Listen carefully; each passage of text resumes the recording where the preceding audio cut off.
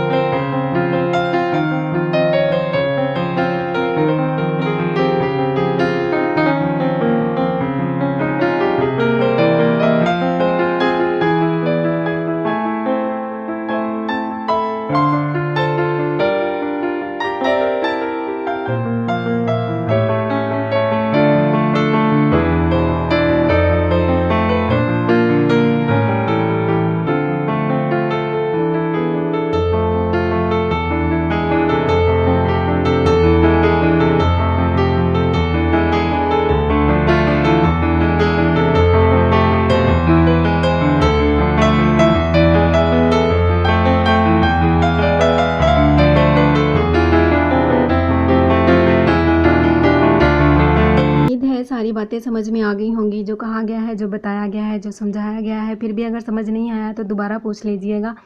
تو ملتے ہیں کسی نیکسٹ ویڈیو میں کسی اور اچھے سے ٹاپک کے ساتھ۔ تو اپنا بہت سارا رکھیے گا خیال، اور مجھے بھی اپنی دعاؤں میں یاد۔ ٹیک کیئر، بائے بائے، خدا حافظ۔